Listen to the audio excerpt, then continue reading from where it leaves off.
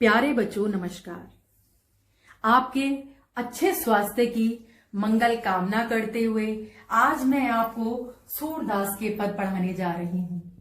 सूरदास के पद पढ़ाने से पहले मैं आपको सूरदास जी के जीवन परिचय के विषय में कुछ बताना चाहती हूँ। सूरदास जी का जन्म रुनकता मथुरा क्षेत्र के रुनकता नामक गांव में 1478 ईस्वी में हुआ था। इनके जो प्रसिद्ध 3 ग्रंथ हैं, सूरसागर, साहित्य लहरी, सूरसारावली, इनके ये प्रसिद्ध 3 ग्रंथ हैं। और इनकी जो मृत्यु है बच्चों, वो 1583 ईस्वी में जब ये 105 वर्ष की अवस्था के हो गए थे, तब इनकी मृत्यु हुई थी। आज जो चैप्टर आज पढ़ने जा रहे हैं आप, सूरदास के पद सूरसागर में संकलित भ्रमर गीत से लिए गए हैं। एग्जाम में आपका आ सकता है कि सूरदास किस काल के कवि हैं। सूरदास भक्ति काल के कवि हैं। सूरदास के पद में कौन सी भाषा का प्रयोग हुआ है? सूरदास के पद में ब्रज भाषा का प्रयोग हुआ है। और इसमें कौन सा रस है? इसमें श्रृंगार रस के अंतर्गत गोपियों की विरह व्यथा का वर्णन है ना, तो इसलिए यहाँ पर वियोग श्रृंगार रस का प्रयोग हुआ है। और इसमें अलंकार कौन कौन से हैं? जब मैं पद आपको पढ़ाऊंगी, व्याख्या करूंगी, तो बीच बीच में मैं आपको अलंकार के बारे में भी विस्तृत जानकारी देती रहूंगी। ओके बच्चों, अब हम सूरदास के पद की व्याख्या पढ़ने जा रहे हैं। बहुत ध्यान से समझिएगा इसे। ऊधो तुम हो अति बड़ भागी, अपरस रहत स्नेह तगाते, नाहिन मन अनुरागी। ऊधो तुम हो अति बड़ भागी।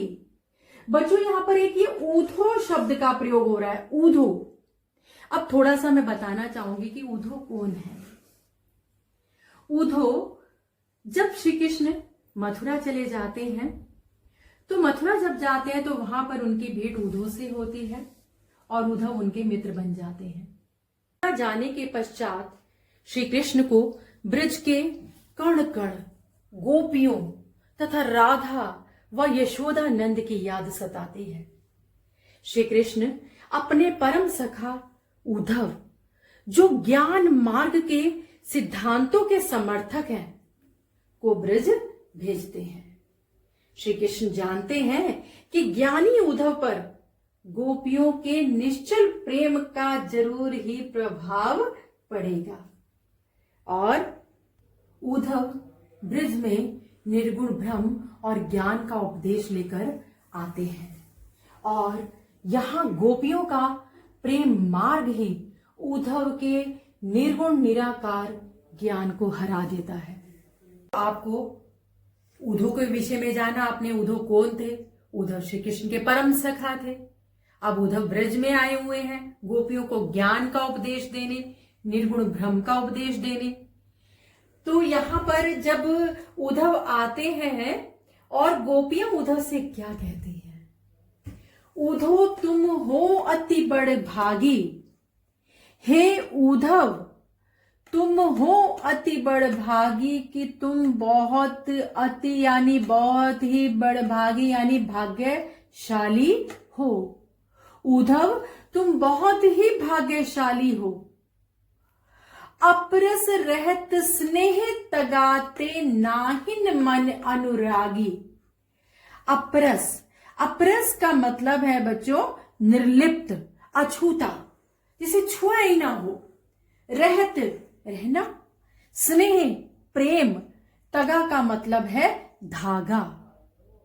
यानी गोपियां क्या कह रही हैं कि उद्धव तुम बहुत ही भाग्यशाली हो कि जो तुम श्री कृष्ण के स्नेह तगा प्रेम रूपी धागे से निर्लिप्त रहे, यानी श्री कृष्ण का प्रेम तुम्हें छू भी नहीं पाया। नाहिन मन अनुरागी, और तुम्हारे मन में, अनुरागी का मतलब होता है प्रेम, तुम्हारे मन में श्री कृष्ण के प्रति प्रेम उत्पन्न नहीं हुआ। बच्चों यहां पर गोपियां उद्धव को बड़भागी कह रही हैं, भाग्यशाली कह रही हैं, यानी उनका श्री कृष्ण के उनके मन में श्री कृष्ण के प्रति प्रेम उत्पन्न नहीं हुआ। तो ये भाग्यशाली कहने के पीछे गोपियों का व्यंग्य है। बच्चों पुरनी पात रहत जल भीतर, तारस देह न दागी। ज्यों जल महा तेल की गागर, बूंद न ताको लागी। पुरइनी पात, बच्चों पुरइनी का मतलब होता है कमल, पात का मतलब होता है पत्ता, कमल का पत्ता। अब उन्होंने ये कमल का पत्ता यानी इस उदाहरण के माध्यम से गोपियों ने उद्धव को क्या कहा।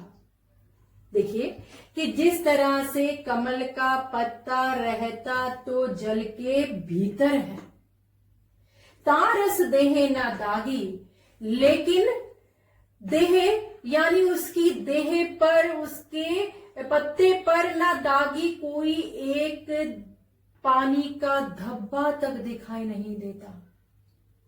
क्यों?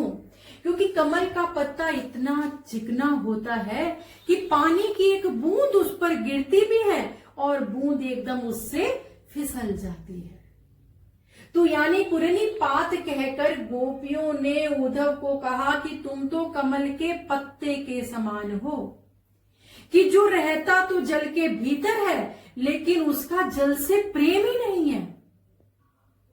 जल में रहने पर भी उसका जल से प्रेम नहीं है और उसके पत्ते पर तो दाग, दाग का मतलब होता है धब्बा, और उस पत्ते पर तो पानी का एक धब्बा भी दिखाई नहीं देता। बच्चों आ गया समझ में? आगे एक और देखिए एग्जाम्पल इसका। जो जल महा तेल की गागर, बूंद न ताको लागी। कि जिस प्रकार तेल की गागर, तेल से चुपड़ी हुई गागर, घड़ा, गागर को घड़ा कह सकते हैं, तेल से चुपड़ा हुआ घड़ा अगर हम उसको जल में डुबो देते हैं तो उस पर पानी की कोई बूंद स्पर्श भी नहीं कर पाती है, पानी की बूंद उससे अलग हो जाती है। यानी इन दोनों, पुरनी पात, कमल के पत्ते और तेल की गागर, इन दो उदाहरणों के माध्यम से गोपियों ने उद्धव को उल्हाना दिया है कि यानी जिस तरह से कमल का पत्ता रहता तो जल के भीतर है लेकिन उसका जल से प्रेम नहीं है, ऐसी तेल की गागर को जल में डाला जाता है लेकिन उस पर पानी की एक बूंद का भी असर नहीं पड़ता है। तो यानी उद्धव श्री कृष्ण के साथ रहे और साथ रहते हुए भी वो श्री कृष्ण के प्रेम में नहीं बंधे। यानी उद्धव तुम बहुत भाग्यशाली हो कि जो तुम श्री कृष्ण के प्रेम रूपी धागे से निर्लिप्त रहे, श्री कृष्ण का प्रेम रूपी धागा तुम्हें छू भी नहीं पाया, ना ही मनोरागी तुम्हारे मन में श्री कृष्ण के प्रति प्रेम नहीं जागा, क्योंकि भाग्यशाली हैं। और यहाँ पर गोपियां श्री कृष्ण के प्रेम में इतनी अधिक व्याकुल हो रही हैं और उनका मन कर रहा है श्री कृष्ण से मिलने का, लेकिन वो उनसे मिलन नहीं हो पा रहा है। तो उन्होंने दो उदाहरण दिए, कमल के पत्ते का और तेल की गागर का, कि जिस तरह से कमल का पत्ता रहता तो जल के भीतर है लेकिन उस पत्ते पर एक पानी का धब्बा तक दिखाई नहीं देता, और जिस तरह से तेल की गागर यानी एक गागर घड़ा ऐसा जिसमें तेल से वो पूरी तरह से चुपड़ा हुआ है, अगर उसे जल में डाल भी देते हैं तो उस गागर पर पानी की एक बूंद का भी असर नहीं पड़ता है। आदि में पाओ न बोरियो, दृष्टि न रूप परागी। प्रीति का मतलब प्रेम, नदी में पाओ यानी पाओ, ना बोरियो डुबोए। ऐसा लग रहा है, गोपियां कह रही उधर से, ऐसा लग रहा है जैसे तुमने श्री कृष्ण के प्रेम रूपी नदी में पांव ही नहीं डुबोए हैं। दृष्टि न रूप परागी, ऐसा लग रहा है जैसे तुम्हारी दृष्टि में श्री कृष्ण का रूप, सौंदर्य बंध ही नहीं पाया है। यानी तुम श्री कृष्ण के प्रेम सौंदर्य में पूरी तरह से डूबे ही नहीं। हम इधर श्री कृष्ण के प्रेम में पूरी तरह से व्याकुल हो रही हैं, उनको पाने के लिए तड़प रही हैं। सूरदास अबला हम भोरी, गुर चाटी जो पागी। गोपियां कह रही हैं सूरदास, गोपियां कहती हैं अबला, कि हम अबला हैं, हम भोरी, भोरी यानी भोली भाली हैं। गुड़ चाटी जो पागी जिस तरह से, जो यानी जिस तरह से गुड़ के चारों तरफ चाटी यानी चींटियां पागी चिपटी रहती हैं। इस प्रकार से गोपियां कहती हैं कि हम श्री कृष्ण के प्रेम में पूरी तरह से लिपटी हुई हैं। बच्चों, अभी आपने पद्यांश की व्याख्या समझी, लेकिन आपको एग्जाम में पद्यांश की व्याख्या तो आती नहीं है। आपका जो क्वेश्चन आएंगे वो काव्यांश, ऐसा ही काव्यांश लिखा हुआ होगा और उसके नीचे कुछ क्वेश्चंस दिए होंगे, आपको उनके आंसर इसको देखकर लिखने होंगे। जैसे आपसे पूछा जा सकता है कि प्रस्तुत पद्यांश के कवि और कविता का नाम लिखिए।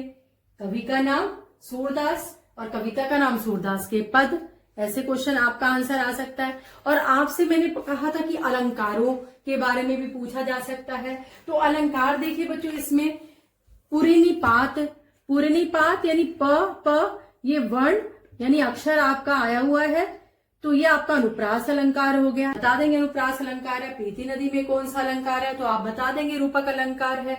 और आपका प्रस्तुत काव्यांश की भाषा कौन सी है, ऐसा क्वेश्चन पूछा जा सकता है। तो आपका बच्चों काव्यांश आएगा और उस पर आधारित प्रश्नोत्तर पूछे जाएंगे। इससे संबंधित प्रश्न होम एग्जाम व बोर्ड एग्जाम में कैसे आएंगे बता रही हूँ। आपका काव्यांश दिया होगा और उसके नीचे प्रश्न दिए होंगे। काव्यांश को पढ़कर आपने उत्तर देने हैं और इसका एक प्रारूप में वीडियो में अपलोड कर रही हूँ। सूरदास का जैसे प्रथम पद, उसका ये काव्यांश दिया हुआ है। उसके नीचे देखिए बच्चों क्वेश्चंस दिए गए हैं। ये आपके 6 मार्क्स के आएंगे, 2 मार्क्स के जैसे 3 हो गए। प्रथम प्रश्न क्या है देखिए, ऊधो कौन है, उन्हें बड़भागी क्यों कहा गया है। ऊधो कौन है, ये मैंने आपको बताया था कि ऊधो श्री कृष्ण के सखा हैं। उन्हें बड़भागी क्यों कहा गया है, उन्हें भाग्यशाली कहकर गोपियां उन पर व्यंग्य कर रही हैं। व्यंग्य क्यों कर रही हैं, क्योंकि जिस तरह से गोपियों की विरह की अग्नि में जलना पड़ रहा है, इस तरह से उद्धव को नहीं होना पड़ रहा। और जिस तरह से उद्धव श्री कृष्ण के सानिध्य में रहकर भी प्रेम से वंचित हैं, वे प्रेम सागर में रहकर भी प्रेम बंधन में बंध नहीं पाए हैं और वास्तव में उनकी स्थिति बहुत ही दुर्भाग्यपूर्ण है। सेकंड क्वेश्चन देखिए, स्नेह संबंधों के प्रति उनके वैराग्य को किन उदाहरणों से बताया गया है, स्पष्ट कीजिए।